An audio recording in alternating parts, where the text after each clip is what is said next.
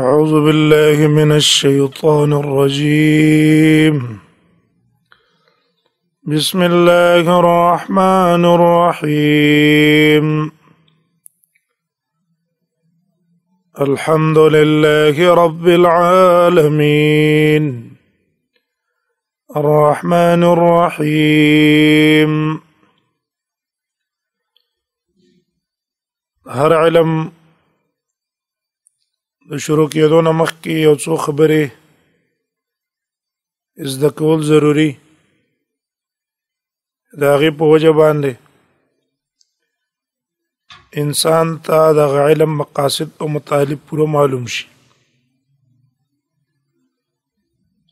علم تفسیر د قرآن دا هم اوچت علم دی.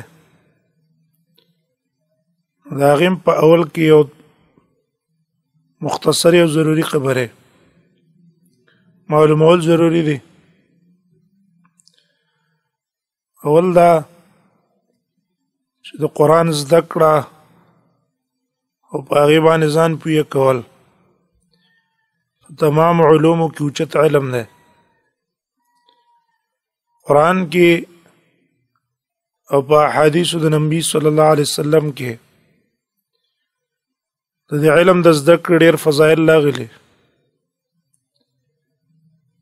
قرآن کې الله تعالی فرمای یؤتی الحکمة من یشاء ومن یؤت الحکمة فقد اوتی خیرا کثیرا. الله تعالی حکمت ورکوي چاته چې غواړي او چاته چې حکمت ورکړی شو فقد اوتی خیرا کثیرا هغه ته ډیر خیر ورکړی شو. حکمت څه معنا ده؟ حکمت علماء ډېرې معنی کړي. زاد المسیر والا نورو مفسرینو خو د ټولو معنا رجع کیږي فهم القرآن ته چې د قرآن پویا دا چاته ورکړی شو دته الله ډېر خیر ورکو. او د عثمان رضی الله عنه روایت کې راغلي دی چې نبی صلی الله علیه وسلم فرمایي خیرکم من تعلم القرآن وعلمه. تاسو کې بهترین انسان هغه دی چې قرآن په خپل زده کو به بل ته وښودو. دویمه فضیلت قرآن کې راغله چې الله تعالی موږ ته امر کړی دی چې تاسو خوشحالي کوئ. نو په علم د قرآن او په فهم د قرآن خوشحالي وکړئ. د دنیا په شیانو د دنیا په مالونو په دې خوشحالي نه پکار. سبب د خوشحالۍ هغه دا دی چې یو تن په قرآن پوه شي او په هغې عمل وکړي. سورة یونس کې الله تعالی فرمایي قل بفضل الله وبرحمته فبذلك فليفرحوا هو خير مما يجمعون. او ته په فضل د الله او په رحمت د الله. فضل د الله څه دی؟ قرآن دی. رحمت یې دا دی چې موږ اهل د قرآن ګرځولي. په دې د خلک خوشحالي وکړي هو خیر مما یجمعون. دا غوره دی د هغه شیانو نه چې دا خلک یې راجمع کوي. سورة مائده کې الله تعالی فرمایي چې قرآن سبب دی د پاره د برکاتو. که انسان په قرآن ځان پوي کې عمل پیو کې الله تعالی به د انسان په عمر کې برکت اچوي. په مال کې هم الله برکت اچوي. دغه په اولاد کې هم الله برکت اچوي. الله فرمایي ولو انهم اقاموا التوراة والانجيل وما انزل اليهم من ربهم. کدی عمل په تورات کو په انجیل کو او په کتاب چې دی ته نازل شوی طرف په طرف دی دیونه هغې باندې عمل کو. اقامت څه ته وایي؟ بالعلم والعمل. هغې ځان پوي کی او بیا وروستو په هغې باندې عمل وکړي. لاکلوا من فوقهم ومن تحت ارجلهم. برنه هم خوراک وکړي لاندې نه هم خوراک وکړي.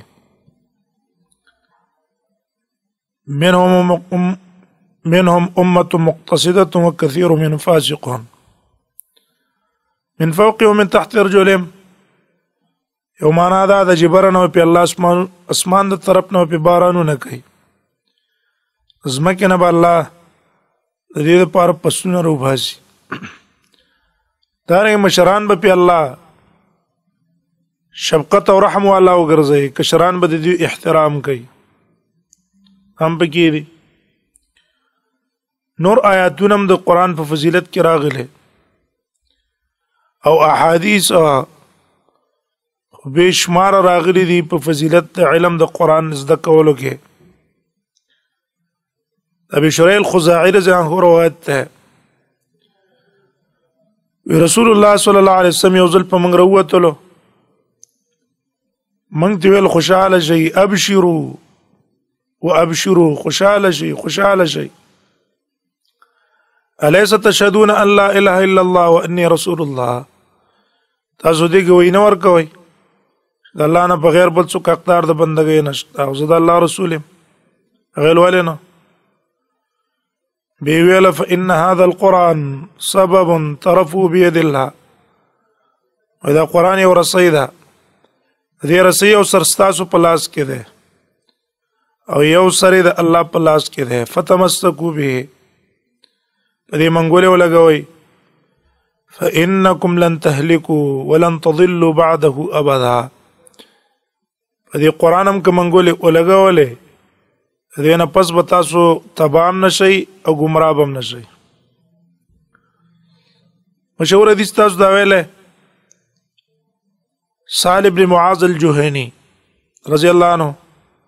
بعض علماء غي تضعیف ویلې ده خو سیدا ده چې دا روایت صحیح ده چې نبی صلی الله علیه وسلم فرمایي من قرأ القرآن وعمل به چې قرآن ولستلو پاغي باندې عمل وکړو البس والداه تاجا يوم القيامه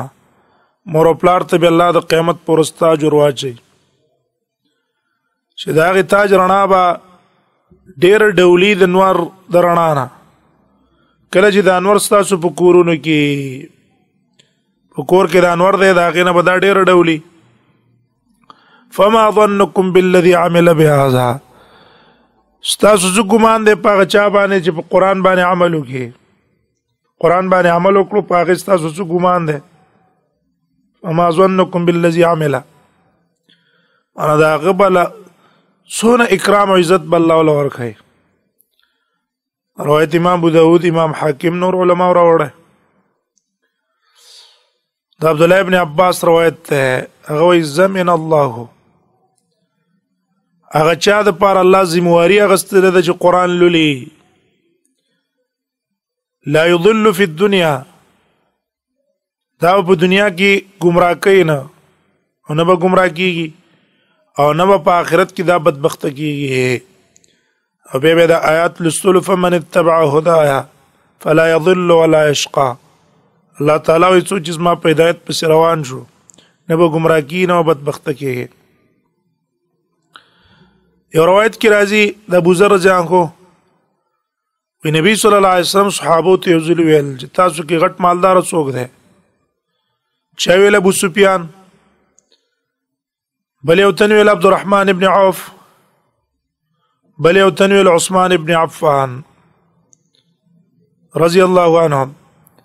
نبی صلی الله علیه وسلم فرمایله اذا مالدار نه دي ولكن اغنى الناس حملة القرآن په دې امت کې ډیر غټ مالدار هغه حاملان د قرآن دي من جعله الله في جوفه هغه کس چې قرآن الله دغه پسینه کې واچي ډیر غټ مالدار غني انسان دی دویمه خبره دې متعلق چې قرآن علم ډیر اوچت شان والا ده نو دیو جنا آداب پکار دی چې دا هغه آداب او لحاظ سره وکي دا هغه په وجه بعد قرآن علم لور کړی شي او دا ادبونه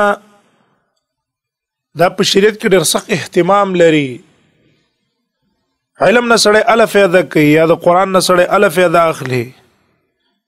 چې هغه د هغه متعلق قصي آداب وکي دا وجه چې د مخکینو سلف علما په نسبت باندې د ادب ډېر سخت اهتمام عبد الله ابن المبارك رحمه الله بارك رازي اغبى فرمایل نحن الى قليل من الادب ومن لقنت کی ادب تا احوج منا الى كثير من العلم من ډیر محتاجی په نسبت ډیر علم چې لقنت کی ادب حاصل کو ته ته من ډیر محتاجی په نسبت ډیر علم. دویم داغه قول نقل لوي و اذا اوصف لي رجل ما ته څوک د چا په باره کې صفت وکي چې له علم الاولین والآخرین چې پلان کې الله علم د اولونو اخرونو ورکړي لا تصف ولا فوت لقاه و اذا هغه په ملاقات فوت کېدو زنه خپه کېږم. خو اذا سمعت رجلا و دې سړي باره کې واورم چې له ادب النفس چې هغه کې د سي ماده د ادب وا او پلانګې په کې ناشنا خویو خيستا وې زه داغه ملاقات تمنام کوما او اتاسف على فوته او کاغذ از ما ملاقات نشي بیا څخه پکېږم دا ولې وسونه شو. دریم قول داغه نه د قصنه قلم دی ولایم بول الرجل بنوع من العلم یو سړی کمال ته نشي رسیدلای په علم سره ارڅونه علم کو د انسان خو د علم په وجه د کمال ته نشي رسیدلای ما لم يزين عمله بالادب ما لم يزين علمه بالادب تر څو پورې چې خپل علم په ادب خسته کړی نه علم سره به آداب او لحاظ ساتین به علم فایده کوي او ذریعہ به د فائدې ورکول خلکو ته په آدابو کې یو ادب دا د په خطر طریقه باندې کې ناستل سره وایي ز قرآن زده کوم په خطر طریقه دي کې نه او که په خطر طریقه نه کې ناستلې نو علم د قرآن نه به محرومه دیو جن مخکینی علماو د هغه په مجلس کې به کله طالب کې ناس وړړه به والے و دیوال تا په توجه باندې بسینو ناس سره د استاد به هغه ته توجه نه ورکولا او نه به وتا کوم حدیث خو دلو نه به وتا کوم مسله خو دلا ډېر پاره چې په مجلس ته علم کې ناس ته نو ادب لحاظ وساته. شریک ابن عبد الله رحم الله بارک رازی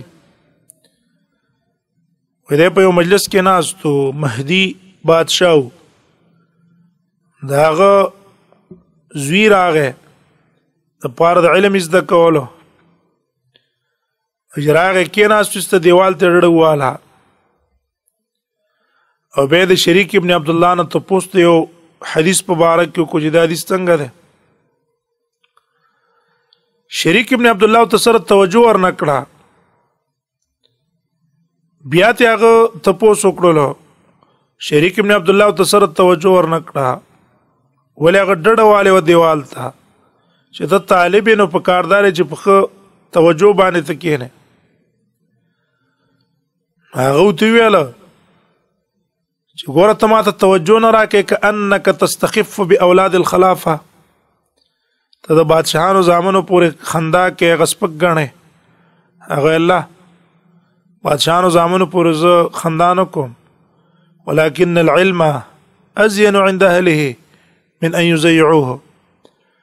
علم د علماء په نسبت ډېر قدرمند ده په نسبت د دې چې هغه برباد کی دا علم نشم بربادوله چې ته په توجه نه ناستو زه ته اوس حدیث بیان کما هغه ضرب متوجه شو استکین ناستو په زنګونه صحیح کې ناستو بیت ته پوس د حدیثو کو نو شریک تو ویلا هكذا يطلب العلم وس علم خلق دقه سے طلب کوي حدیث ته بیان کو نو د دې اهتمام پکاري. دویمه کلستون کې ده او کیس دکون کې ده د دې لپاره په مجلس کې توجه د ذهن ضروری ده چې ذهن به حاضري ان فی ذلک لذکرى لمن كان له قلب او القى السمع وشهد دینه فایده هغه څوک اخلي القى السمع چې غوږ کې قسطله وهو شهید او دا متوجه زړه باندې ناستو دا هغه د پاره فایده ده او که انسان ناسته ده لیکن حاضر ذهن والا نه توجه نشتا نو هغه ته څه نه ورکوي فایده نه ورکوي هغه ته دا فایده نه ورکوي القى السمع وهو شهید فایده په دې کې نه نو حضور د ذهن ضروری ده دریم نمبر هغه ضروری ده اخلاص د نیت بیان کوون کې طالب دوانو لا په طلب د علم کې یا په بیانولو د علم کې د الله رضا مقصود ده د الله رضا طلب کی ولی انما الاعمال بالنیات دار مدار د اعمال په نیت باندې معتبر ده دار مدار د نیت له اعتبار شته نبی صلی الله علیه وسلم فرمایلی دي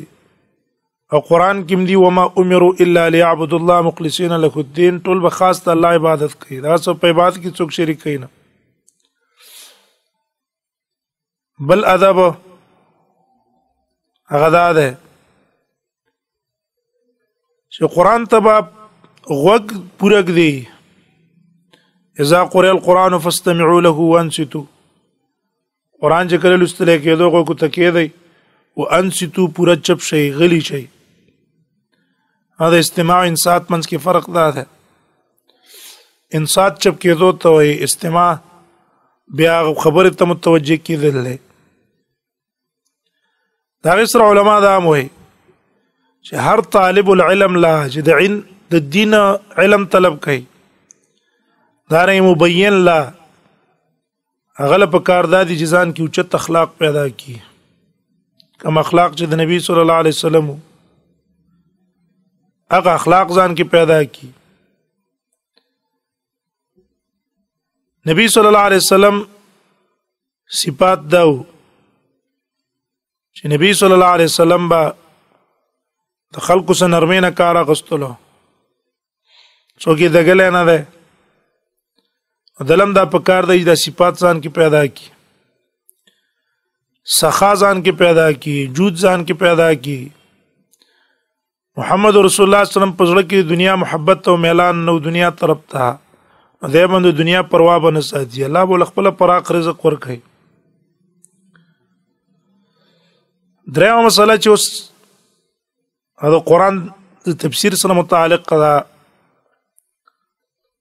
هغه دا چې موږ تاسو درې الفاظ استعمالو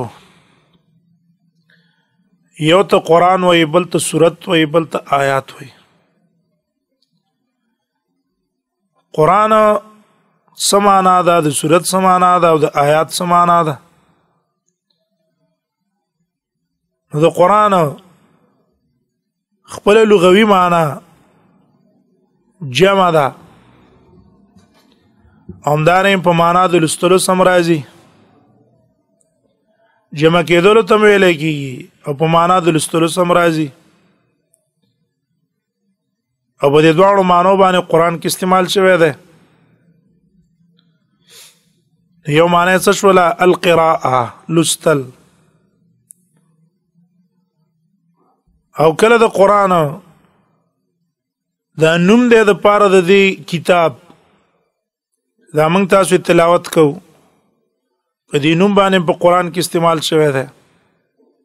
ان هذا القران يهدي للتي هي اقوم په اصطلاح د علماو کې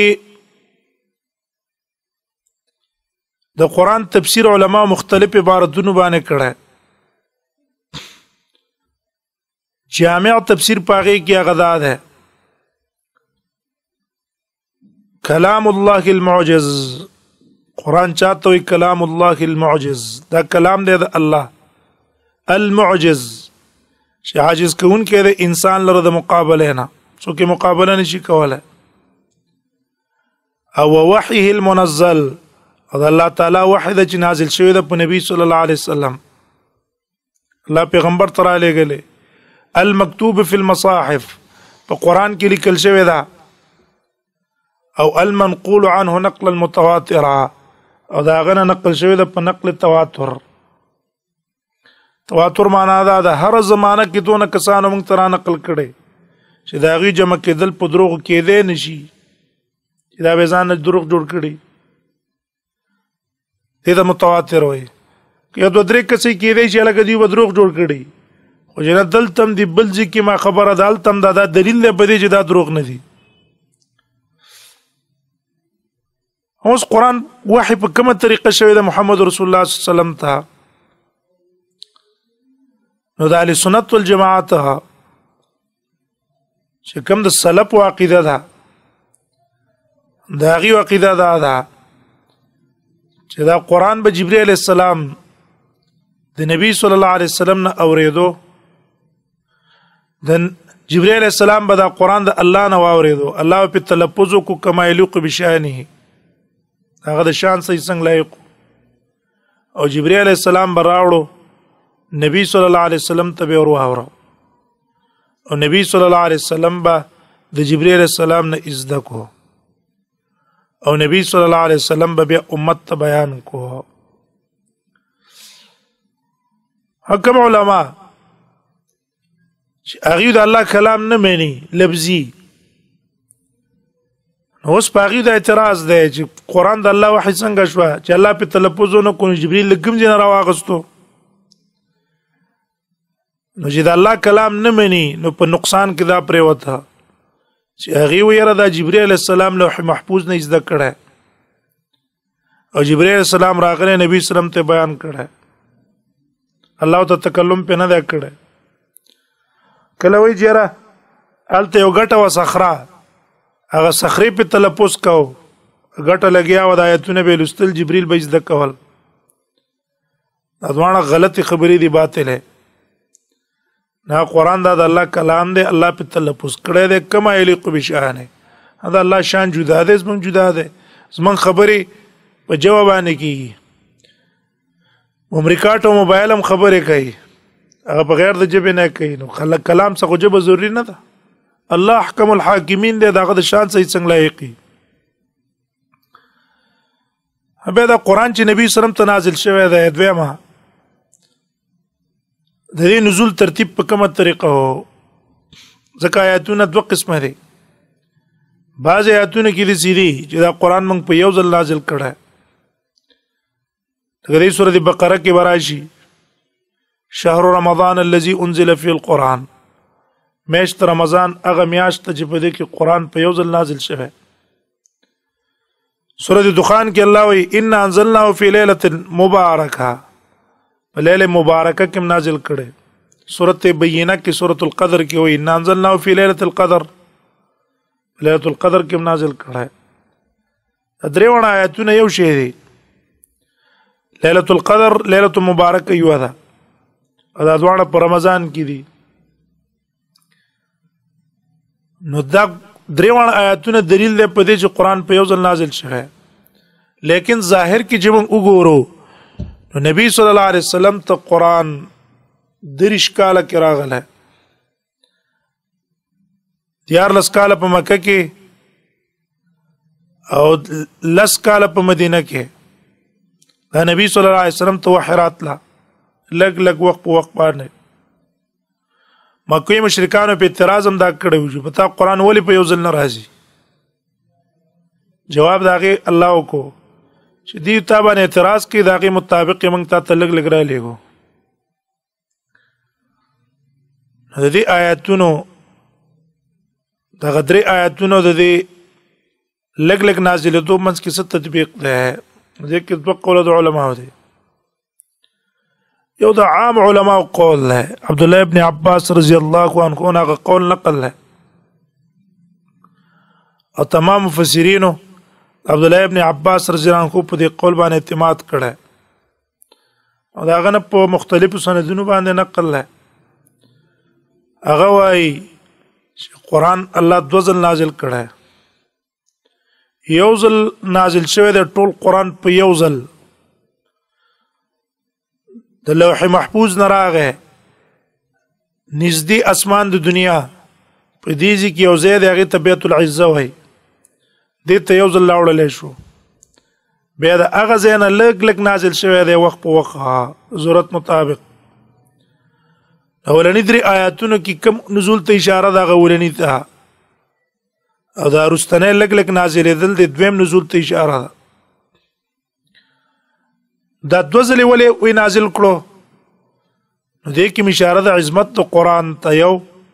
عظمت د امت ته چې دا امت اوچت امت ده غوره امت ده الله ته مخکې نه یو ځل نازل کو بیا ته لږ لږ د ضرورت مطابق نازل کړه دویم قوله هغه د شعبي رحم الله نه نقل له هغه وی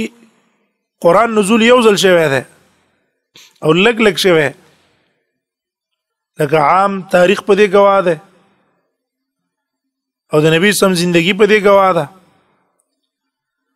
کم آیاتونو کې چې یو ځل راغلی لکه ان انزلناه فی لیلة القدر یا فی لیلة مبارکه هلته معنا شروع کېدل د نزول دی موږ د قرآن نازلېدل شروع کړي دی په لیلة مبارکه او په لیلة القدر کې همدانې په رمضان کې شروع په هغې کې وشوه او بیا لږ لږ راغلی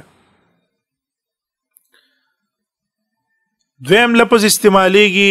سورت او دریم لفظ استعمالیږي آیات سورت څه ته وایي سورت خپل معنا ده علو او ارتفاع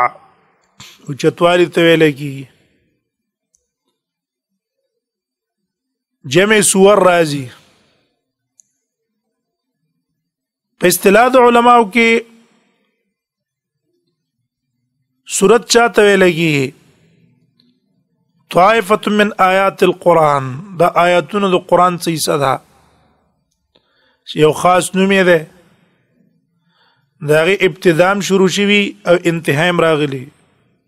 چې پلانکې اولنی آیات دی او پلانکې اخرنی آیات دی او کم آیاتونه په صورت کې درې بیا ټول سورتونه د قرآن دا یو سل څوارلس سورتونه دي اول سورت فاتحه او اخرنه سورت الناس دا په ترتیب لیکلو او علما وايي چې دا کم ترتیب زمنګ تاسو سره دی په دې ترتیب باندې لوح محفوظ کې دی دویم نمبر آیات ته آیات څه ته وایي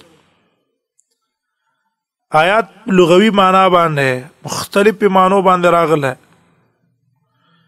معجزه تم وایي خکارا علامه تم وایي العلامه الظاهره الامر العجیب ناشنا خبره تم وایي عبرت تم وایي لیکن موږ تاسو چې وایو چې پلان کې آیات کې دا راغلي دي نو په اصطلاح د علماو کې آیات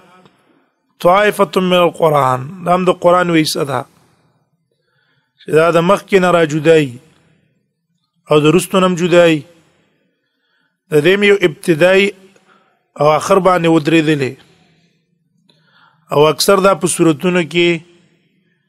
دننه د آیاتونه صورت کې آیاتونه دننه او بیا د آیاتونو پیژندل دا بنا ده په توقیف معنا نبی صلی الله علیه وسلم دا ویلي دي صحابه ته چې سورته فاتحه کې پلانکې آیات ته سورته بقره کې پلانکې آیاتونه دي دغه شان د ترتیب د سوراتونو سورته فاتحه سورته بقره سورته ال عمران څلور قول د علماء دي خراجي قول لا ده دا هم توقیفي دي نبی صلی الله علیه وسلم صحابه ته خو دي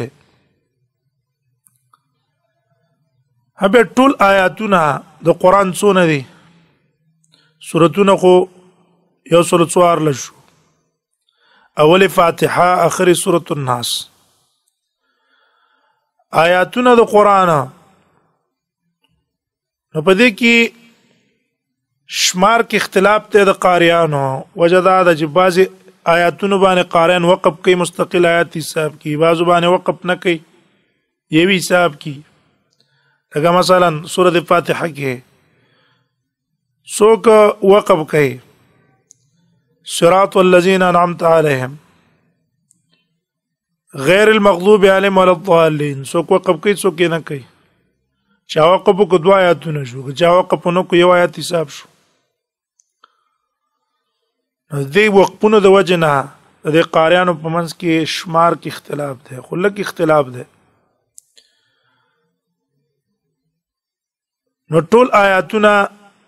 د مکیانو د قاریانو د قول مطابق قراء المکه چوته وي دا غیر د قول مطابق شپږ زره 200 نورلس آیاتونه دي تو 6219 او د کوفینو د قاریانو د شمار مطابق شپږ زره 200 آیاتونه دي 6236 او د بصرینو د قاریانو مطابق 6204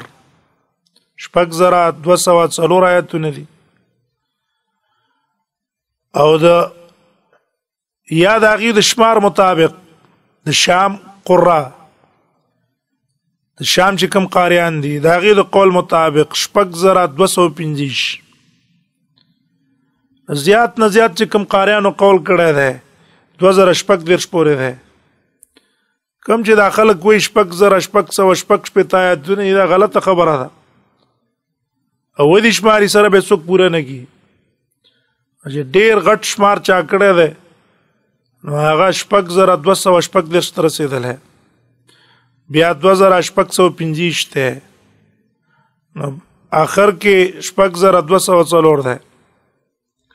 دا غي شمارونو مطابق به پدې کې ټول کلمات د قران چې قران کې کلمات څونه راغلي نو کلمات د قران شپږ لکه وزرا څلور سوا 9 کلمات د قران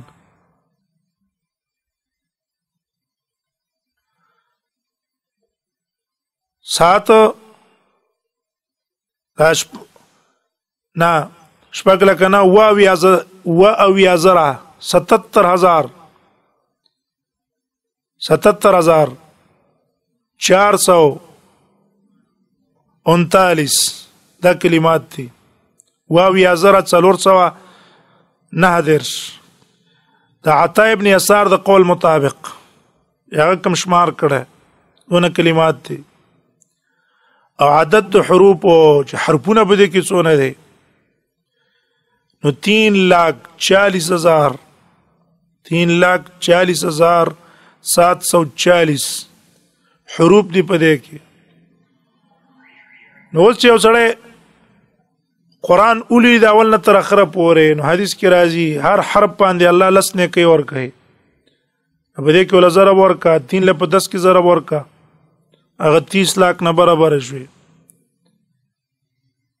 او د سپاره د قران د دیرشتي